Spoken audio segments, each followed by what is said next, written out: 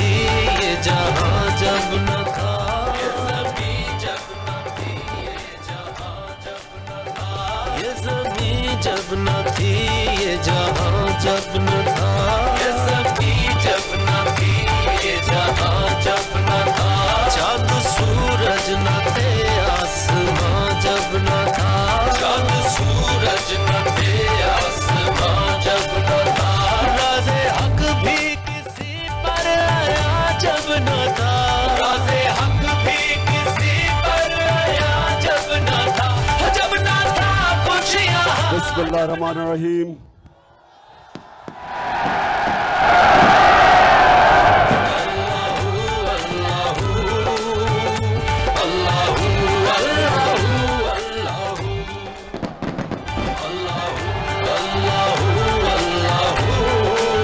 बिस्मिल्लाहिर्रहमानिर्रहीम। इय्याका नअबुदु व इय्याका नस्तईन। कोहाट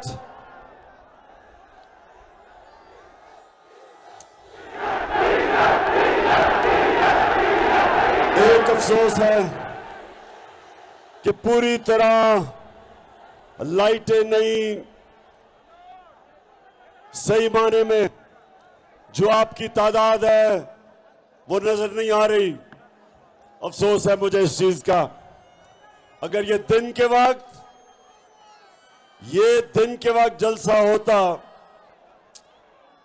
तो मैं समझता हूं कि कोहाट की तारीख का सबसे बड़ा जलसा आज है।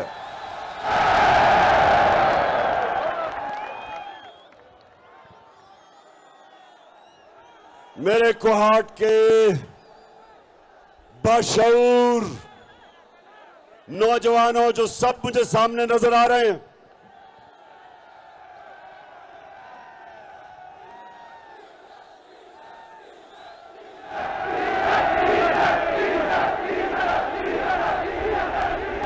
ये ठीक है आपकी बात कि पेट्रोल और डीजल की कीमतें बढ़ने लगी हैं।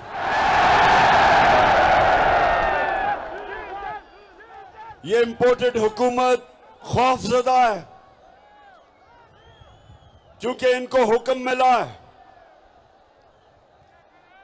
जिधर से ये इंपोर्ट हुए हैं उधर से हुक्म मिला है कि पेट्रोल और फजल रहमान की कीमत बढ़ाई जाए,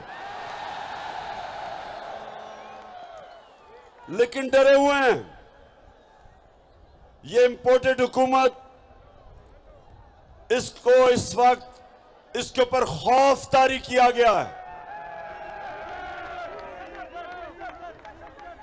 और वो खौफ क्या है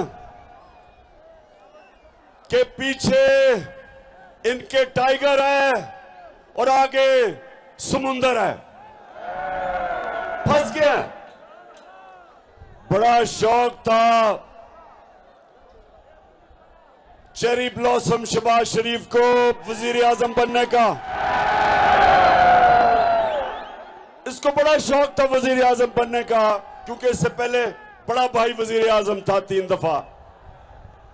बड़ी देर की इसने अचकन सलवाई हुई थी और इसने बड़ी मेहनत की। कोहाट के नौजवानों, इसने बड़ी मेहनत की है वजीर आजम बनने के लिए। इसमें खास इसके पास जो फन है वो जूते पॉलिश करने का है। 2 किस्म के जूते ये बड़ी अच्छी तरह पॉलिश करता है। एक इसके सामने बूट आ जाए और वो भी फौजी बूट बड़ी अच्छी तरह पॉलिश करता है, और दूसरा अमेरिकी एम्बेसी से कोई बूट आ जाए वो भी बड़ी अच्छी तरह पॉलिश करता है। तो इसने बूट पॉलिश कर करके आखिर में वहां पहुंचा। तो अब सबसे ज्यादा इसके कौन मजे ले रहा है? वो एक ऐसा आदमी है जिसकी पैसा बीमारी है, जिसका नाम जरदारी है। जरदारी आज वैसे वाकई नून लीग के मुकाबले में वो वाकई जरदारी इन सब पे भारी है, नून लीग पे। वो बड़ा मजे ले रहा है। सारी गालियां महंगाई की, जो रुपया गिर रहा है, स्टॉक एक्सचेंज गिर रहा है, वो शहबाज शरीफ को पड़ रही हैं। और जरदारी फेडरल गवर्नमेंट में भी बैठा है और सिंध के ऊपर भी कब्जा करके बैठा है। तो कोहाट देखें, एक कुरान में अल्लाह कहता है एक प्लान इंसान बनाता है और दूसरा ऊपर वाला अल्लाह बनाता है, और कामयाब सिर्फ एक होता है। तो इन्होंने बड़ा स्कीम किया था, साजिश की थी, बड़ी मिन्नतें करके, जूते पॉलिश करके, सबने मिलके, थ्री स्टूजेस, एक उसमें डीजल, दूसरा जरदारी और तीसरा चेरी ब्लॉसम, इन तीनों ने जोर लगा के हमारी हुकूमत गिराई। लेकिन आज जिस तरह मैंने कहा, आगे समुंदर और पीछे टाइगर, फंस गया शहबाज शरीफ। और अब इनके पास एक ही रास्ता है। ये अब अमेरिकनों को कहेंगे, कल इनकी IMF की मीटिंग है दोहा में, अमेरिकनों को कहेंगे कि खुदा के वास्ते हमारी मदद करो, हमें थोड़े डॉलर दो। अगर हमें तुमने डॉलर ना दिए तो इमरान खान फिर आ जाएगा। लेकिन मेरे कोहाट के नौजवानों, मैं अमेरिकनों को बहुत अच्छी तरह जानता हूं। वो कभी अपने डॉलर ऐसे नहीं देते। वो अगर डॉलर देंगे तो इनको पहले मजीद और गुलामी करवाएंगे। इनको हुक्म देंगे कि जब भी जो भी हम आपको कहेंगे, फॉरेन पॉलिसी आपकी हमारे हुक्म पे चलेगी। हम अगर आपको हुक्म देंगे, और हुक्म दे चुके हैं, कि रूस से आप तेल पाकिस्तान में नहीं मंगवा सकते, जबकि हमने 30% कम रूस से तेल का मुआहदा कर लिया था। आप सोचे, आपको पेट्रोल भी और फजल रहमान भी 30% कम मिलना था। हमने गंदम का भी फैसला कर लिया था कि रूस से 30% कम गंदम मंगवाएंगे पाकिस्तान में, ताकि अपने लोगों को महंगाई से बचाएं। लेकिन कोहाट के नौजवानों, आते साथ ही इन्होंने वो मुआहदे खत्म किए, क्योंकि हुक्म मिला था इनको। जब गुलामी क्या होती है, एक तो गुलामी थी जो अंग्रेज की गुलामी थी, जिस गुलामी के दौर में ये सारा कबायली इलाका इन्होंने आखिर तक अंग्रेज के खिलाफ जंग लड़ी, आजादी की। दूसरी गुलामी हुई होती है कि फतह किए बगैर अपने सारे फैसले करवाने पड़ते हैं हुक्म लेके। सो वो हुक्म जब करेंगे, सुन लो, आगे जैसे जैसे ये उनसे जो अब पैसे मांगेंगे, इमरान खान को डरा के उनको कि इमरान खान आ जाएगा, तो वो गुलामी की जंजीरें इनके गले में डालेंगे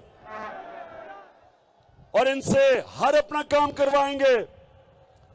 जिस तरह कोहाट के लोगों, आप तो सब जानते हैं, जब हमने अमेरिका की जंग में शिरकत की, यहां तो कबायली इलाके से आप करीब हैं, आपको तो पता है कि कितना नुकसान हुआ कबायली इलाके में और आप में, सारा पख्तूनख्वा में, आप सब जानते हैं। हाथ खड़ा करके बताएं, आप जानते हैं क्या हुआ? 35 लाख लोग कबायली इलाके से उन्होंने नकल मकानी की, उनके घर उजड़ गए। जो ज़कात देते थे वो एक ही रात के अंदर ज़कात लेने वाले बन गए। पर्दा था घरों में, पर्दादार ख्वातीन को निकलना पड़ा, नकल मकानी करनी पड़ी। क्यों?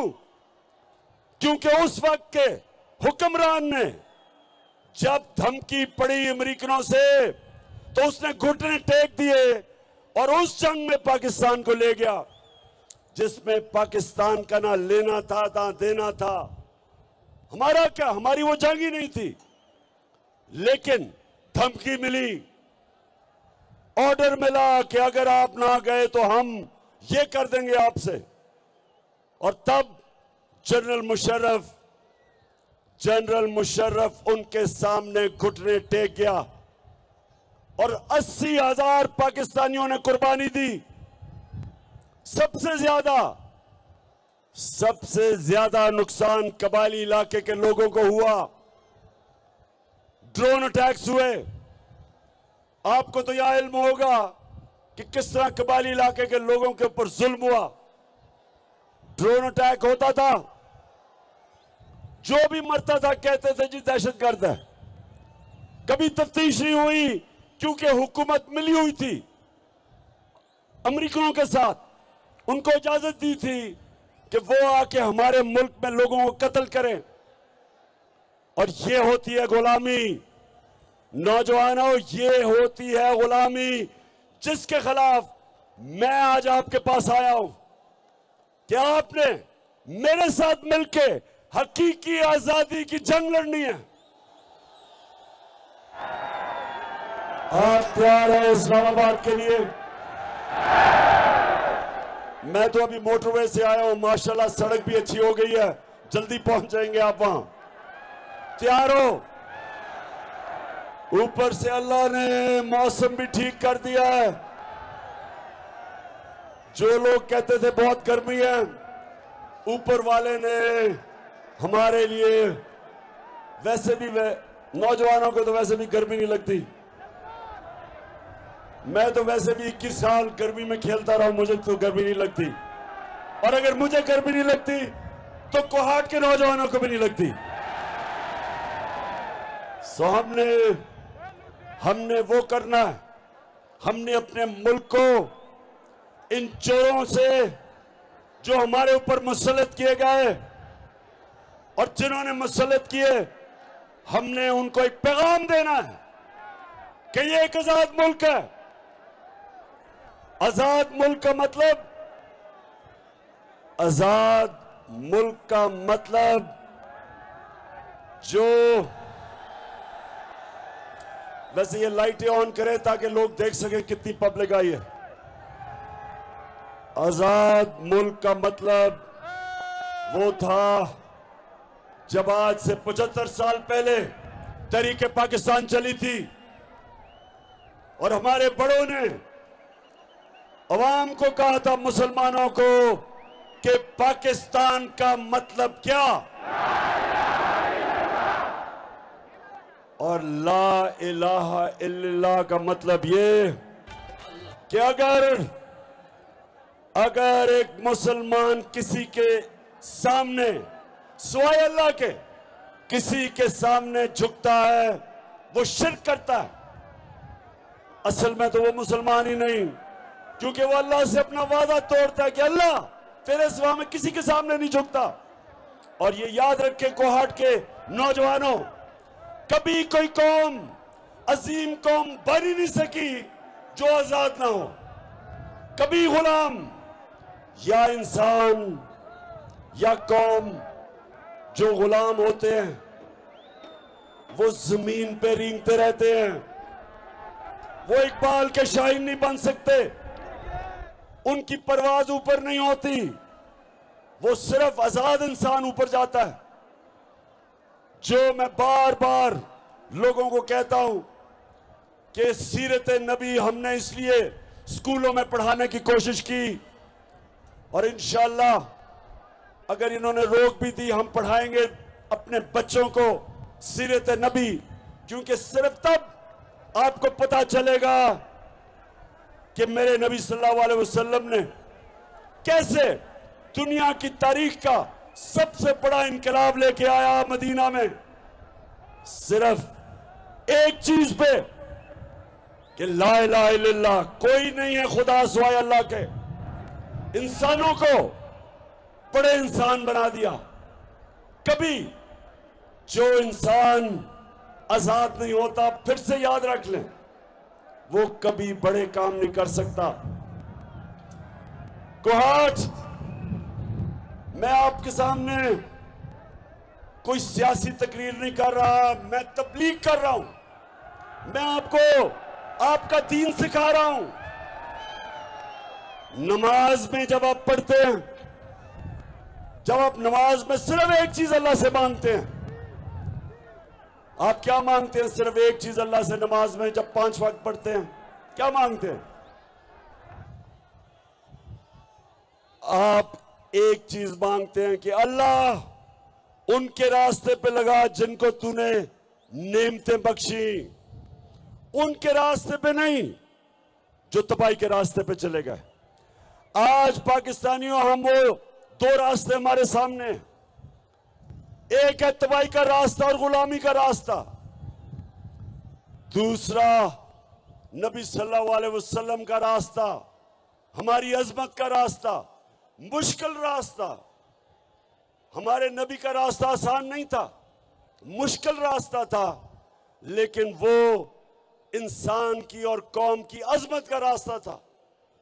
ये 2 रास्ते आपके सामने, एक तरफ गुलामी, दूसरी तरफ आजादी, एक तरफ राय हक, दूसरी तरफ ये चोर, एक तरफ अमर बिल मारूफ,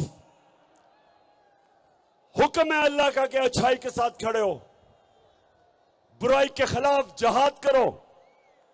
एक तरफ आपके सामने वो लोग हैं जो इस मुल्क में कोशिश कर रहे हैं कि यहां का निजाम ठीक हो, अदल और इंसाफ आए, चोरों के खिलाफ कार्रवाई हो, करप्शन के खिलाफ हो।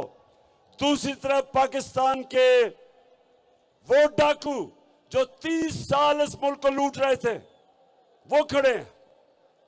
ये हमारे लिए सामने 2 रास्ते हैं। अमर बिल मारूफ ने, अल्लाह ने हमें हुक्म दिया, इन 2 रास्तों में फैसला करो। अल्लाह ने हमें ये इजाजत ही नहीं दी कि आप न्यूट्रल हो जाओ, बीच का कोई रास्ता नहीं है। और इसलिए जो मैं आपको तैयार करने आया हूं, इस्लामाबाद की हकीकी आजादी की मार्च, मुझे जरा कोहाट फिर जरा बताओ, हाथ उठा के कि आप तैयार हैं उसके लिए?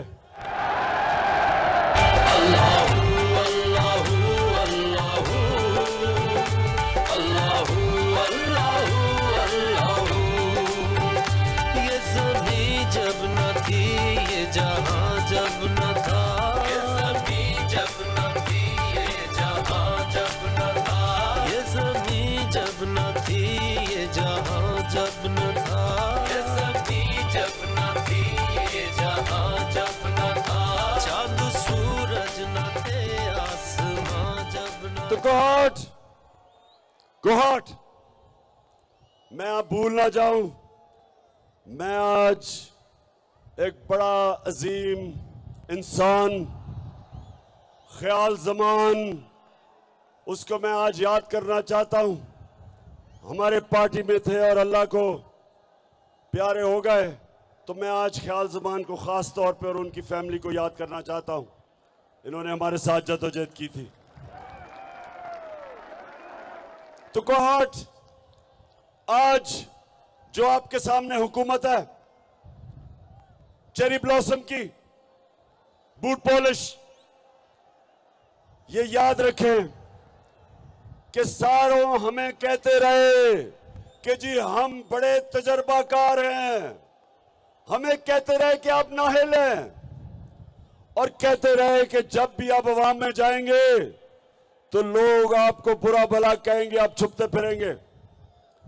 अब अल्लाह का करम ये है कि ये छुपते फिर रहे हैं और ये देखें लोग निकल के हमें इज्जत दे रहे हैं। ये अल्लाह का कमाल है, इज्जत देने वाला है। तो इन्होंने कहा कि तजर्बाकार है, किधर गया वो तजर्बा? मुल्क का माइशत का तबाह कर दी इन्होंने। महंगाई हमें कहते थे और इनके पैसे दिए हुए एंकर और जो मीडिया हाउस इनसे पैसे बना रहे थे, हर रोज हमें याद कराते थे कि बहुत महंगाई हो गई। जरा जाएं आज लोगों में, उन सबको मैं कहता हूं, मीडिया हाउसेस को, एंकर्स को, पूछें लोगों से, महंगाई का पूछें और पूछें लोगों से कि क्या ये इस इंपोर्टेड हुकूमत के साथ हैं। तो जो माइक लेके जाएगा दो अवाम से दो आवाजें सुनेगा, एक सुनेगा गद्दार और दूसरा सुनेगा चोर। मदीना में इनको आवाजें लगी,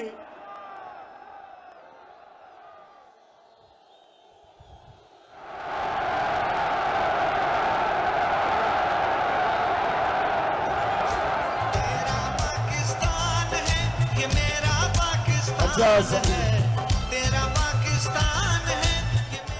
अच्छा मैं समझ गया, आप कह रहे हैं 3 आवाजें लगेंगी, एक चोर, एक गद्दार और एक डीजल।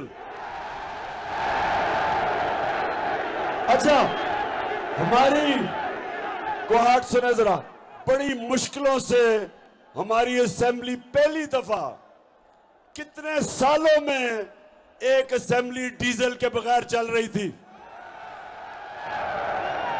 तो डीजल भी इनके साथ मिल गया और इन्होंने ये साजिश की। और देखें अब सबने कहा बड़ा शहबाज शरीफ बड़ा तजर्बाकार है, सुबह 7 बजे उठ जाता है और सारी जगह भागा फिरता है। अब किधर शहबाज शरीफ बताओ जरा।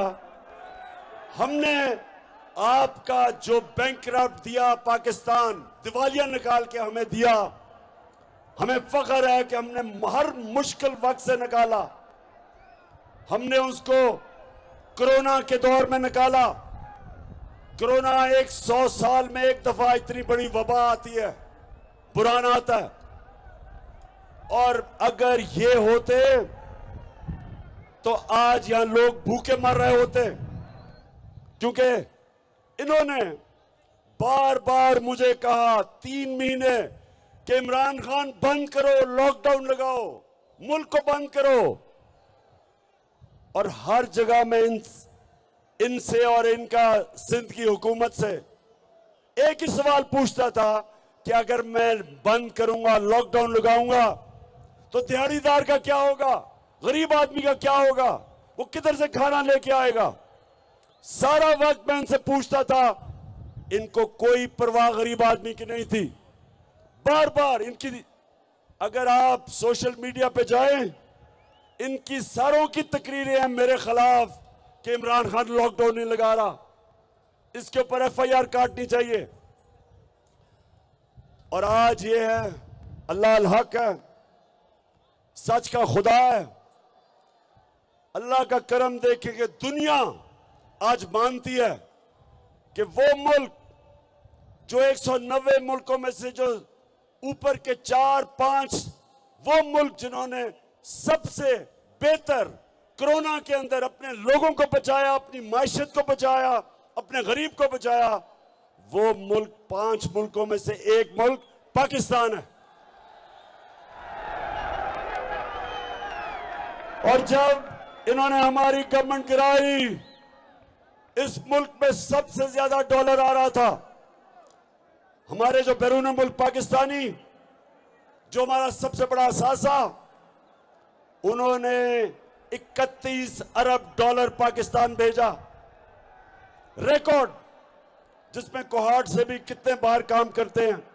उन्होंने हमें पैसा भेजा, उन्होंने पाकिस्तान के अंदर सरमायाकारी करने के लिए प्रोग्राम बनाए, हमने सबसे ज्यादा एक्सपोर्ट्स की, हमने इंडस्ट्री उठाई, हमने अपने किसानों को उठाया, किसानों को पैसा दिलवाया। जो शुगर माफिया किसानों को पैसा नहीं देता था, हमने किसानों को पैसा दिलवाया, कीमत दिलवाई, सही पैदावार की कीमत दिलवाई, किसानों के पास पैसा आया, उन्होंने अपनी जमीन पे लगाया। रिकॉर्ड पैदावार पाकिस्तान में 5 बड़े फसलों की हुई। 60% पाकिस्तान में खुशहाली आई। उसके अलावा 50 साल के बाद हमने बड़ी 5 डैमें शुरू की। पाकिस्तान में 50 साल के बाद डैमें बननी शुरू हुई। यहां भी बन रही है मुमन डैम, जो पेशावर को तब्दील कर देगी। सस्ती बिजली, पानी किसानों के लिए। बादशाह डैम, दासू डैम, बड़ी डैम शुरू की, जो 50 साल तक पाकिस्तान में डैमें नहीं बनी। उसके बाद मौसम की तब्दीली रोकने के लिए हमने 10 अरब दरख्त लगाने का प्लान बनाया अपने आने वाले नस्लों के लिए, ताकि आपकी जिंदगी बेहतर हो। पहली दफा पाकिस्तान में हुआ। ये हमने किया। करप्शन रोकी। सड़कों के ऊपर नेशनल NHA, नेशनल हाईवे जो अथॉरिटी, सुने जरा कोहाट के लोगों, आपके पख्तूनख्वा का हमने वजीर लगाया मुराद सईद। 1000 अरब रुपया उसने बचाया। 1000 अरब रुपया। नून लीग के मुकाबले में जो हमारे दौर में सड़कें बनी, वो 2013 में जो उन्होंने कॉन्ट्रैक्ट दिए थे, हमने 2018 और 21 में सस्ती सड़कें बनाई। 1000 अरब रुपया बचाया। रेकोटेक का फैसला करवाया, जिधर पाकिस्तान के ऊपर 20 अरब डॉलर का नुकसान न होना था। हमने अपने मुल्क को अजाब से बचाया, निगोशिएट किया, जिसकी वजह से एक तो हमने इतना बड़ा फाइन बचाया रेकोटेक का। उसके अलावा कोहाट के नौजवानों, हमने सबसे बड़ी इन्वेस्टमेंट लेके आए, जो इंशाल्लाह पाकिस्तान को खुशहाल करेगी आगे आके। कारके क्या, एक रेंटल पावर में करप्शन हुई, 200 अरब रुपए का पाकिस्तान को फाइन हुआ। मैंने प्रेसिडेंट अर्दोगान से मिलकर वो फाइन खत्म करवाया। 200 अरब रुपया बचाया पाकिस्तान का। IPPs, हमें जो इन्होंने कॉन्ट्रैक्ट साइन किए हुए थे, बिजली जो महंगी बिजली थी, वो निगोशिएट किया। 700 अरब रुपया बचाया अपने मुल्क के लिए अगले 10 सालों में। और फिर कतर से गैस का कॉन्ट्रैक्ट साइन किया, जो इनके मुकाबले में 300 मिलियन डॉलर साल का हमने बचाया। हमने किया इसलिए कि हम पैसे नहीं बना रहे थे, हम करप्शन नहीं कर रहे थे। उस हुकूमत को इन्होंने गिराया और आज भागे फिर रहे हैं दुनिया में। अब जब उनके घुटने दबाएंगे, पैर दबाएंगे, जूत पॉलिश करेंगे जूते कि जी हमें किसी तरह पैसा दे दो। तो इसलिए मैं आज अपने पाकिस्तानियों को कह रहा हूं, आपने सबने तैयारी करनी है।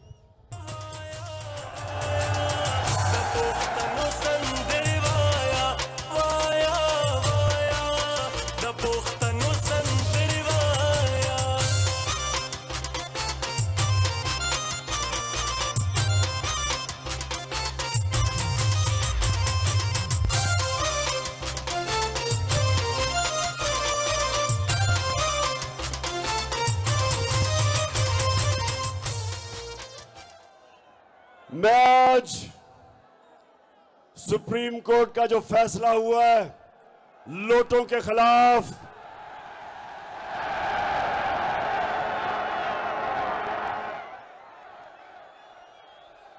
हम सुप्रीम कोर्ट का आपका शुक्रिया अदा करते हैं, क्योंकि आपने इस मुल्क की इखलाकियात को जो ये गिरा रहे थे, ये जो सारे डाकू ऊपर बैठे हैं जिन्होंने हमारी अखलाकियात को पूरा खत्म करने की कोशिश की है, सुप्रीम कोर्ट ने आज पाकिस्तान की अखलाकियात को गिरने से बचाया है। जो लोग अपनी वोट बेचते हैं,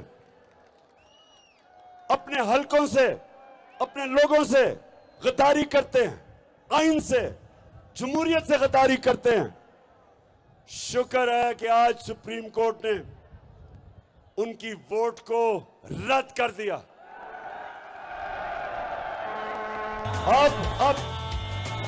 अब हमजा शरीफ, तुमने भी बड़ी देर की अचकन सलवाई हुई थी। अब जरा उस अचकन को आराम से, जो आपने पहनी है, उस अचकन को भी रखो। और अब मुझे पूरा पता है कि इंशाल्लाह पंजाब में मुर्गी की कीमतें भी नीचे आ जाएंगी।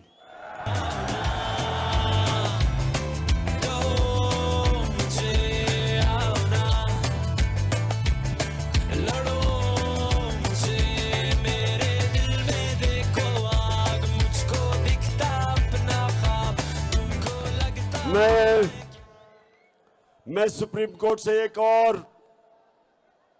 बड़ी आजिज़ी से रिक्वेस्ट करूंगा कि शरीफ खानदान के केसेस करप्शन के आप सुने, क्योंकि एफआईए को उन्होंने तबाह कर दिया। एक officer doctor Rizwan heart attack से मरा, इसमें भी तफ्तीश होनी चाहिए। और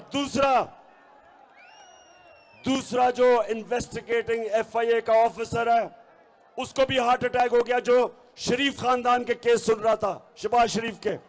उसको भी इन्वेस्टिगेट करें। केसेस अपने पास, सुप्रीम कोर्ट, आप अपने पास केसेस बनवाएं, क्योंकि ये डे लाइट रॉबरी है, ये दिन दिहाड़ा डाका पड़ रहा है। 40 अरब रुपए के इनके ऊपर केसेस हैं। कैसे हो सकता है कि वो लोग मुल्क की क़यादत संभाल के और केसेस खत्म करें? पहली दफा ये जब पावर में आया 88 से लेकर दोनों पार्टीज 99 तक, इन्होंने करप्शन की। जनरल मुशर्रफ ने इनको एनआरओ दिया, सारे इनके करप्शन के केसेस माफ हो गए। 2008 से 18 तक फिर आए, फिर करप्शन शुरू की। अब वो केसेस इनके ऊपर जो 2008 से 18 तक चोरी की थी, वो केसेस हैं। अगर अब भी इनको एनआरओ मिल जाएगा, ये मुल्क के अंदर डाकू राज होगा। कोई नहीं डरेगा डाके मारते हुए, करप्शन करते हुए। आपकी जिम्मेदारी है, सुप्रीम कोर्ट के जजेस, कि इनके केसेस अब अपने पास लें और सुप्रीम कोर्ट इनके केसेस सुने, डे टू डे हेयरिंग करे। ये दुनिया में कभी ऐसा मजाक सुना है कि बाप बेटे दोनों ने, उनको सजा होनी थी, एफआईए ने इनको सजा देनी थी। पहले तो केसेस खींचते गए, ये कोई 1 साल पहले इनको सजा हो जानी चाहिए थी, लेकिन हमारा इंसाफ का निजाम नहीं दे सका। जब सजा होने लगी तो बाप प्राइम मिनिस्टर बन गया, केस खत्म। एफआईए के सारे लोगों को फारग जो इनके केस कर रहे थे, और उधर बेटा तैयार हो गया। इसलिए सुप्रीम कोर्ट को मैं आज रिक्वेस्ट करूंगा कि आप खुद शरीफ खानदान के केसेस सुने, और हमें किसी के ऊपर अब एतमाद नहीं रहा। और दूसरी चीज, मेरे पाकिस्तानियों, कोहाट के नौजवानों, मुझे यह बताएं कि आप चोरों को अपने ऊपर मुसल्लत होने देंगे? हम बिल्कुल इन चोरों को इस मुल्क के ऊपर मुसल्लत नहीं होने देंगे। हम सिर्फ एक चीज चाहते हैं, इलेक्शन करवाओ। पाकिस्तान के लोगों को फैसला करने दो कि कौन इस मुल्क की क़यादत करेगा। हम कोई अमेरिका से इंपोर्टेड हुकूमत को नहीं मानते। इसलिए मैं आज आपके पास आया, इसलिए आया हूं आप सबको तैयार करने के लिए। कि इस्लामाबाद आप सबने पहुंचना है। 20 तारीख के बाद मैं आपको डेट दूंगा, इसी महीने की। दिन इसी महीने होगा। कौन सा दिन होगा वो आपका कप्तान बड़ा सोच समझ के प्लान कर रहा है।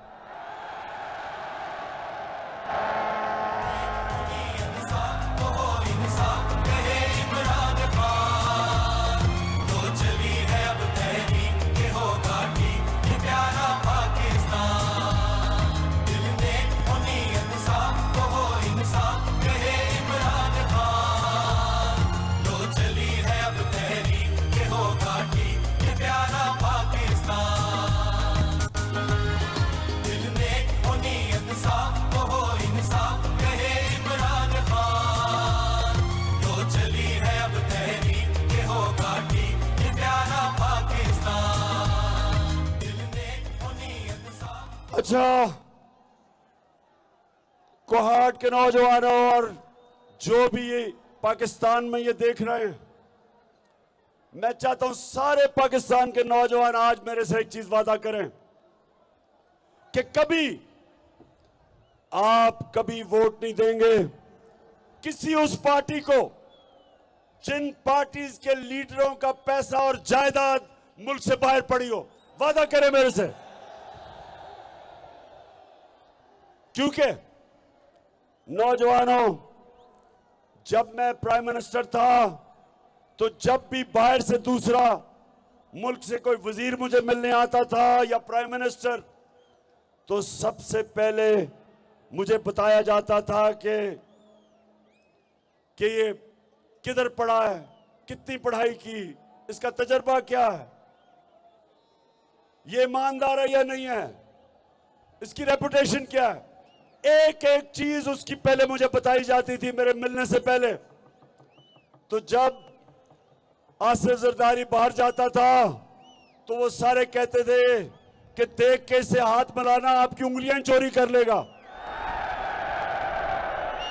नवाज शरीफ और आसिफ जरदारी बाहर जाते थे, उनके सारे मगरिब के लीडर्स को पता होता था कि इनके पैसे किधर पड़े हैं, इन्होंने कितनी करप्शन की, सब पता होता था उनको।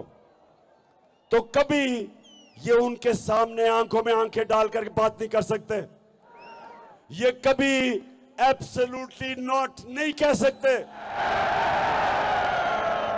वो जब हुक्म करेंगे कि जनाब हमें अफगानिस्तान के लिए पाकिस्तान में बेसिस चाहिए, ड्रोन अटैक करने के लिए बेसिस चाहिए, ये इनमें कभी जुर्रत नहीं होगी ना करने की, क्योंकि ये पैसे के गुलाम है, पैसा बाहर पड़ा है। तो इसलिए एक तो आपने ये मेरे से वादा करना है कि आपने कभी जिस पार्टी के भी सरबराह के पैसे बाहर पड़े हो, आपने उस पार्टी को वोट नहीं देना। दूसरा, नौजवानों ज़हन में अपने डाल लें कि कभी आपने गुलामी कबूल नहीं करनी। हम आजाद लोग हैं, हम ला इलाहा इल्लल्लाह अल्लाह से वादा करने वाले लोग हैं। हम अगर किसी के सामने झुकते हैं, हम छोटे से इंसान रह जाते हैं। इंसान वो तकड़ा होता है जो अपने पैर पे खड़ा होता है। जो इंसान वसाखियां लेके फिरता है उसकी टांगें कमजोर हो जाती है। और इसीलिए जब ये जाते हैं बाहर तो इनकी कांपें टांगती हैं, क्योंकि कमजोर लोग हैं।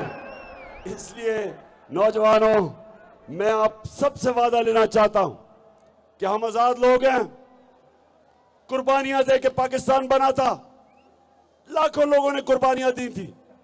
हमारा लीडर कायदे आजम गुलाम हिंदुस्तान में एक आजाद इंसान था। हम वादा करते हैं, मेरी कौम, हम वादा करते हैं कि हम स्वाय अल्लाह की किसी की गुलामी नहीं करेंगे। हम हैं दुनिया की तारीख का सबसे अजीम लीडर जो ना कभी ऐसा आया है ना कभी आएगा, हमारे नबी सल्लल्लाहु अलैहि वसल्लम, वो हमारे लीडर जिनकी हम उम्मत हैं, उन्होंने हमें सिखाया था कि कोई नहीं है खुदा सिवाय अल्लाह के। इसलिए ये बहुत जरूरी है कि आज हम खड़े हों, एक पूरी मेरी कौम खड़ी हो, और जब आप इस्लामाबाद में जाएंगे तो हमेशा के लिए ये जो गुलाम है, पैसे के गुलाम है, हमेशा के लिए इनसे आजाद हो जाएंगे इंशाअल्लाह। मेरे कोहाट के लोगों, मैं आपका इस शानदार जलसे का दिल से आपका शुक्रिया अदा करता हूं। मुझे सिर्फ अफसोस है कि इतना बड़ा स्टेडियम जो भरा हुआ है, आधा स्टेडियम नजर ही नहीं आ रहा क्योंकि लाइटें नहीं हैं। शेरियार अफरीदी का इंतजाम इतना कमजोर था,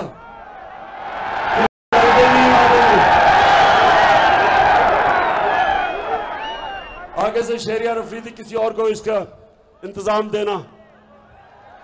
और ज़ियाउल्लाह बंगश आपको भी मुबारक देता हूं, शेरियार आपको भी, कि आपने आज इतना जबरदस्त जलसा किया लेकिन आधा अंधेरे में है। और मैं फिर से पख्तूनख्वा को एक मुबारक देना चाहता हूं कि लोटे तो सारी जगह से हुए, लेकिन पख्तूनख्वा में सिर्फ एक लोटा निकला। मुबारक हो आपको। अच्छा, वो लोटा कौन है? मैंने इनको कहा था लोटों को, जब ये लोटे हो रहे थे, जब ये अपने जमीर के सौदे कर रहे थे, तो मैंने पैगाम दिया, मैंने कहा ना, अपने आप को जलील ना करो, ये सारी जिंदगी लोग आपको याद करेंगे, आपकी सोशल मीडिया पे शक्लें आएंगी, हमेशा आपकी शक्लों के साथ लोटा लिखा जाएगा। आपके बच्चों की जो शादियां होंगी, आपके बेटे की बीवी कहेगी तुम्हारा बाप लोटा था। तो लानत है ऐसे पैसे की, लानत है कि ऐसा पैसा लेके अपने जमीर को बेचो। ये वो पाकिस्तान नहीं रहा, वो छांगे मांगे वाला पाकिस्तान नहीं रहा, क्योंकि एक तरफ पीपल्स पार्टी थी, दूसरी तरफ नून लीग, दोनों लोगों को खरीद रही थी, बेच रही थी। अब आपके सामने तहरीक इंसाफ है, ना हम किसी लोटे को खरीदते हैं और ना हम कभी किसी लोटे को माफ करते हैं। और ये नया पाकिस्तान बन रहा है, इसमें हमने इस मुल्क की अखलाकियात को उठाना है, अमर बिल मारूफ पे चलना है, जो हुक्म है अल्लाह का, अच्छाई के साथ खड़े होना है और बुराई और बदी के खिलाफ जिहाद करना है। कोहाट, पाकिस्तान जिंदाबाद, पाकिस्तान पाइंदाबाद। और फिर से इस शानदार जलसे का आपको खिराज तहसीन भी पेश करता हूं, आपका शुक्रिया अदा भी करता हूं।